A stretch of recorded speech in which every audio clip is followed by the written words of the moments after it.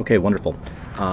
So today I thought I'd kind of shoot a quick, um, record the podcast out here in Kelowna, and you can see in the background, hopefully you can see the water behind me. So as long as this Wi-Fi signal stays and I'm a little bit quiet because right up here is where my wife and little guy are sleeping, so I want to be respectful and make sure that they get a good sleep. We had a fun evening out last night on the boat and with some friends and had a great dinner. So and actually, what's funny is wasn't yesterday, but it was July 31st. I was out on the water and we were water skiing, and I don't know why I checked my email, but I was expecting a different message to come in, and I was actually sent an opportunity, and this one was a pretty interesting deal. From the outset, I was quite interested in it, and I thought that I would kind of give you some kind of behind the scenes, if you will, and then I'm going to show you and transition into what I'm calling the I don't know, it might be a bit of a kind of a cheesy title, the kind of cash flow or commercial real estate cash flow machine, but the idea behind the machine is when you invest in a property that continues to kick out cash flow, the concept is you do it once and that system then continues to produce cash flow. So I couldn't think of a better name to come up with, and so we're just going to run with that. So back to the story. I get an email. It's a property. I don't want to say too many details because I will send this to the individual that this podcast particularly, because I think what I'm trying to do is when I see opportunities, I'll use this platform, if you will, to hey David, thanks for that, man.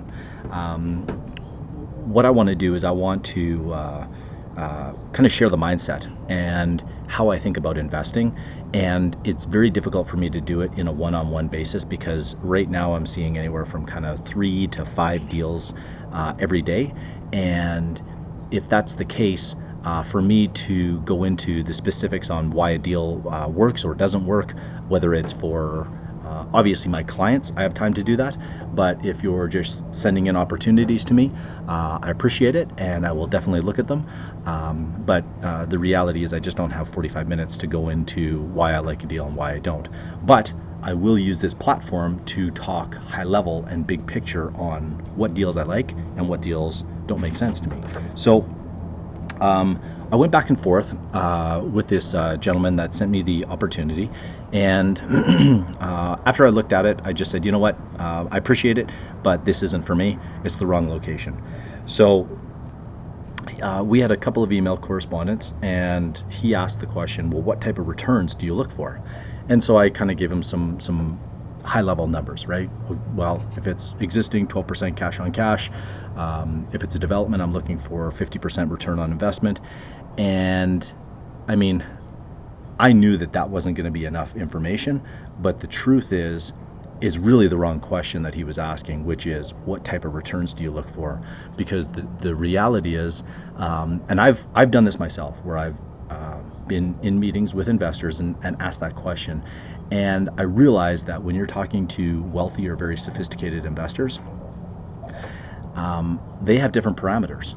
And it really comes down to the level of risk, the amount of time that's going to go into the deal, how well do they understand it. I mean, there's just so many variables to ask someone what returns do you look for on a deal. Unfortunately, just sets you up for going down the wrong path.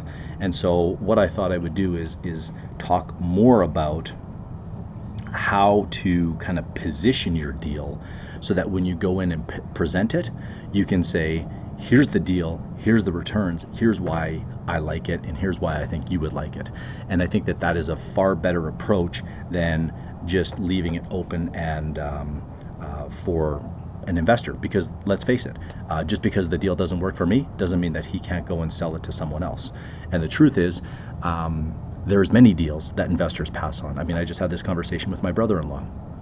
We were sitting out here. He was telling me about some land that they bought, I don't know, 20 years ago, and a very smart developer just was tired of the land and said, you know what, we want out of it. And they ended up picking up this land for what they thought was a good price. The other side thought they got a good price, and it just goes to show you that really value can be um, can be interpreted very differently, especially when it comes to commercial real estate. And the kind of filters that I like to think about, if you will, are the three, and I've gone through this in the past, but I'm just going to remind you because I think sometimes repetition is important. I look at location first, I look at market timing, where are we in the cycle, and then I look at the type of property. And once I look at those three factors, I can kind of tell in, like I said, 5 to 10 minutes whether or not an opportunity is going to make sense. So right now I'm going to transition into kind of the big idea for today, which is kind of what are the 6 steps to creating your own commercial real estate cash flow machine. Number 1 is looking in high growth areas, and to do that, the best place is starting with research. And I think 1 or 2 podcasts or episodes ago, I went into kind of the specifics of identifying a high growth area. But the reality is it starts with research, and you can use the commercial real estate property scorecard that I created, and that's going to give you a very good foundation for what you should be looking for in a high growth area. So I would say that you can't rush it, you can't fake it. It's got to really that research is just so critical, and the more you understand the area that you're investing in, the more confidence you're going to have when you pitch it. And I can tell you that this particular deal fell apart on on the first step. The city I like, but the area that it was in the city made no sense, especially for a new development. And for me, that was enough. I didn't have to look any further. I didn't have to invest hours of looking at. I mean, like the pro forma and all this information that was given to me was tremendous. However, it didn't work for me because, number 1, it was in the wrong area. So going on, number 2, I look for major cities.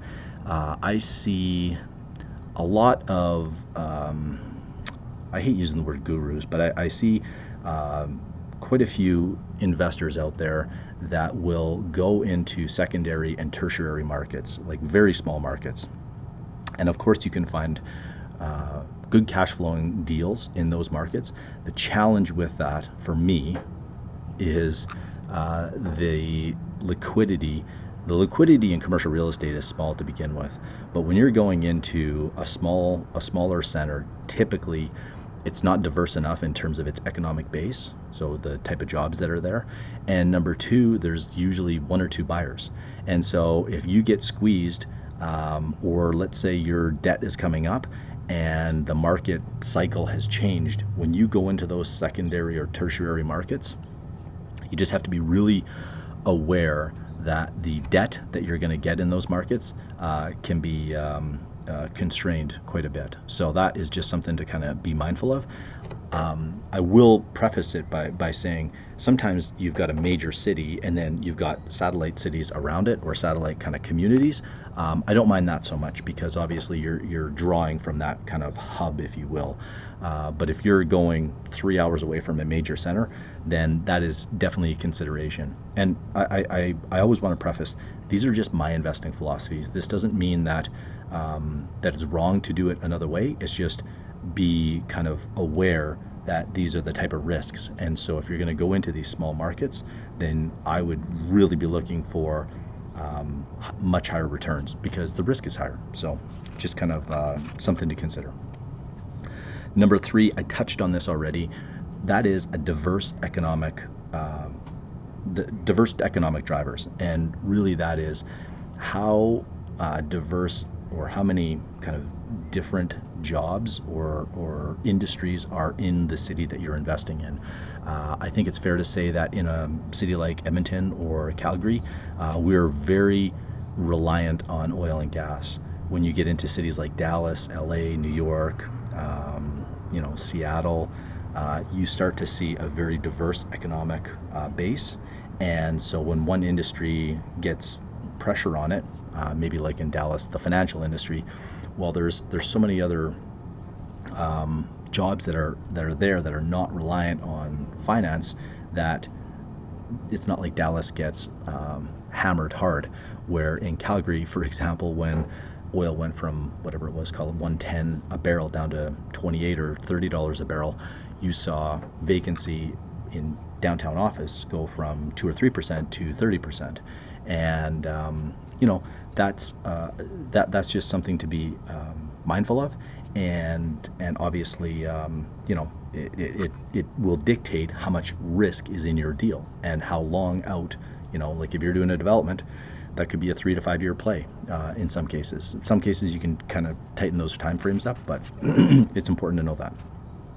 Number 4, I look for in terms of these kind of to creating like a kind of your cash flow machine, and that is, what value add can I create? And really what I'm talking about here, and I talk about this a lot, is how do I drive or force the appreciation or the net operating income? And the net operating income is just your top line revenue minus all your expenses. And so there's many different ways to do that. I'll touch on a few of them here. You can lower the vacancy, you can rezone a property to increase the density, you can increase the rents, you can lower the expenses. Really there's just nuances for the most part, but all you're either focused on the revenue side or you're focused on the expense side, shrinking it or forcing the rents or the revenue up. Generally speaking, I look at forcing revenue going up, and the reason for that is it is I'm not going to get into that. I just think that it's trying to squeeze a little bit more out of a deal. Yes, you can do that on the expense side. However, I would say that generally speaking, if you can focus on the revenue side, you're going to be far better off. Number 5 is buying below replacement value. Now, some people might say, well, Shane, you're doing new developments. And I can tell you that in the communities that I'm investing in, I'm able to buy the land and develop for cheaper than what I can than I can go out and buy a new, say, retail center for. And so when I see that gap in the market, then to me it makes good sense to do developments. Now, I'm not suggesting that for the kind of new or average investor that doing a development would be the right starting place. This is 15 years in the making for me to kind of get to this place where I'm doing commercial developments, and I've got a tremendous team and network around me that can really support me. But what I would say is you can certainly buy below replacement value, and that's going to give you kind of that safety net or margin of safety or whatever it is that Warren Buffett talks about, where as long as you're buying, let's say, I'll use multifamily or apartments, for example. Let's say you're looking at an apartment building where the price per door is $150,000, and you know that for the land, the entitlement, all your soft costs, and the construction of a new building without even lease up is going to be $225,000. You've got that margin baked in of $75,000 a door.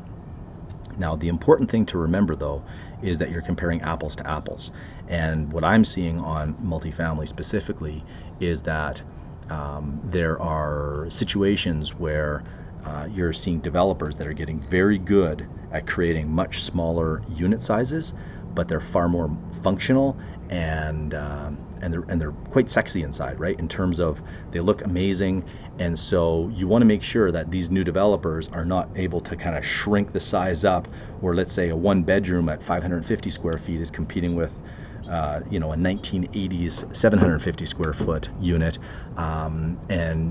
which is inefficient. Those are considerations, so you just want to make sure that you're comparing apples to apples when you're doing replacement value. But it is a good rule to kind of think about. Number 6 is I gotta look at this again. So number 6 is really in an ideal situation when you have a property that is in I'll call it an A location or even a B location, and you want to hold this property for a long time, generally, especially in, say, Canada, where you don't have what are called 1031s, where you can sell your property and roll the profits in without paying taxes, the game that typically gets played in Canada is you refinance, you pull out the proceeds, and you're able to use those proceeds to buy your next property without paying taxes, because you're not going to pay capital gains or taxes on debt, right? So a refinance is a very smart strategy to pull equity out and roll and go into the next deal, which is why when you go back to number 4, when you do that value add, you force the appreciation. Let's say you buy a property at $1 million, you got $500,000 of debt on it, you push the value to 1.5 million. Now you got $1 million of equity in that deal, right? Because the value is now 1.5. There's only 500,000 of debt. You pull out, let's call it $300,000 or $500,000 of debt, and so now the debt on this $1.5 million property goes to $1 million. You pull out $500,000, you go and buy your second property, and it's a very smart strategy. It's not rocket science, none of this is. But it is just important to understand how you're going to exit a property and how you're going to do it in a very tax efficient way, and that really comes down to structuring your deals. I think in future episodes I will invite, because I'm not an accountant, I'm not a lawyer, but I will invite some of those experts that I use onto the podcast, and I'll interview them so that they can give, and I'm going to learn from this too. So that's kind of one of the wonderful things about having a podcast, is I'm able to use this platform to connect with really smart people, and they benefit because maybe they get some business out of it, and I benefit because I get to learn from it, and then obviously you get to benefit because you don't have to pay $500 an hour to talk to an accountant on how to structure your deals. Now obviously it's not going to be specific to you, but I will try to talk about various situations where, let's say you're a professional earning a lot of money, let's say you're a small business owner, and so I'll talk about various situations on where I think a lot of the guests or people that are listening to the podcast, where they would be. So like I said, I just kind of want to recap a little bit here, but investing it's not complicated. However, I think what happens is a lot of new investors, they draw the property card. And actually, this is a great book, The Real Estate Game. It was recommended to me from a friend, and who's quite successful. And I may even try to get him, Mike, on the podcast here. But what happens is an investor will draw a property card, right? So in this particular case, the gentleman that sent me the deal, he said, here's this property. And I think what happened is, it was like he was trying to force this deal that, in my mind, just fundamentally didn't make sense.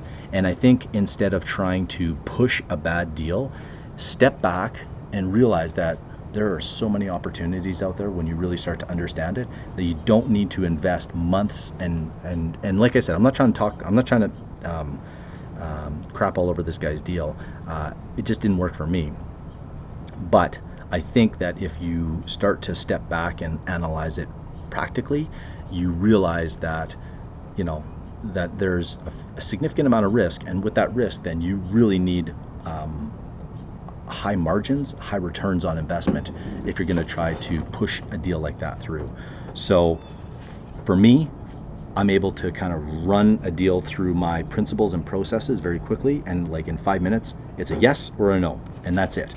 And but that has come from 15 years of experience, looking at billions of dollars of commercial real estate, investing in several hundred million, and that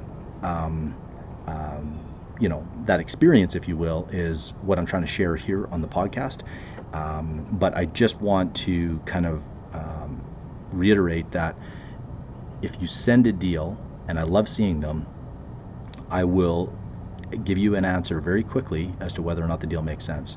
But I don't have time to, unfortunately, to explain why a deal doesn't work for me in every situation, because if I spent 30 to 45 minutes explaining each individual deal and why it didn't make sense, and I see 5 every day, then I'm not going to have any time to work on my own opportunities. So what I'll do is I will kind of assemble that information and I'll share it here.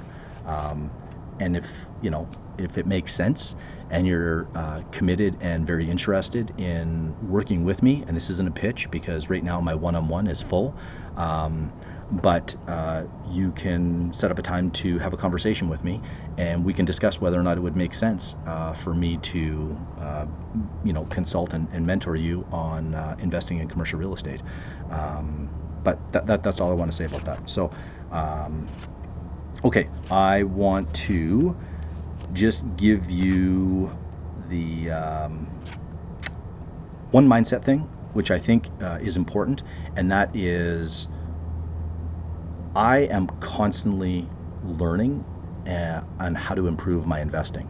And I think what you find even with the most successful real estate investors is that they're always looking for new ideas and strategies on how to invest. You never really learn it all.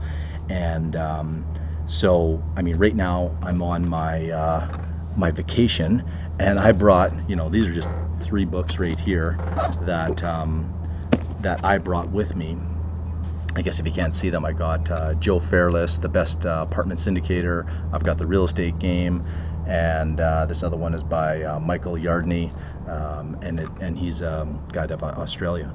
And so I know that a lot of the information in these books is stuff I've seen in the past, but I'm looking for like 1 or 2 distinctions that I can take out of that. I mean, I just bought a multifamily investing course for a couple $1,000s not that long ago, because if I can extract something out of it, I can share it with my clients, I can use it for my own benefit. The reality is, like, it can save me millions in the wrong mistake. And I think that that's kind of the mindset that I see really successful investors have. And then you have kind of this other group of investors that tries to do it all on their own, or tries to get kind of like free information, if you will. And there's nothing wrong with getting free information. This podcast is free. A lot of my resources are free, but that's only going to take you so far. And so buying a book, going to a course, going to a seminar, all those kind of things, you don't need 50 ideas to come out of it to make it worthwhile. If you can get one solid strategy that saves you from making a huge friggin' mistake, then it can be well worth it. And I can tell you that I have had those aha moments where it's like, wow, I never considered that, and I'm not going to expose myself in that, ever again, because I've seen what it does to someone that maybe didn't appreciate that. So that's all I want to say about mindset. Last, I'm just going to recap here on the 6 ways to kind of create your commercial real estate machine, and that is, you're looking first for high growth areas. Number 2, I like to invest in major cities. Number 3, I want diverse economic drivers with various industries and jobs. Number 4, I look for value add. Number 5, buying below replacement value. And number 6 is a great strategy on how to pull money out debt free, and that is a refinance. So some tools that you can use free. Once again, I think if you're watching the video, you can go to clubsyndication.com, scorecard. I believe there you're definitely going to get the scorecard that I created, and inside it I believe is the 8 non-negotiables. I can't emphasize enough, like, I think what happens is people see these and they're short and they kind of maybe either dismiss or they don't really read. Like, these things have taken me like years to combine, and reading probably 500 books to put together. And so I think it's really important when you see these tools, and I'm guilty of it myself. Sometimes I look at it, I'm like, yeah, that's great, 1-pager. But the other way to look at it is really go through it and start writing down, how does the property you're looking at right now, how does it work with the 8 non-negotiables that I've created? And like I said, you could add your own. This doesn't have to be, this isn't like, these aren't laws, these are just mine. Or if you're going through a property scorecard and you're looking at the economic or the macro or the micro, you're looking at the location, start really doing that kind of homework. And I think that you're going to find these tools just to be invaluable. And the more you use them, the more familiar you will become investing in commercial real estate. So that's all I got for today.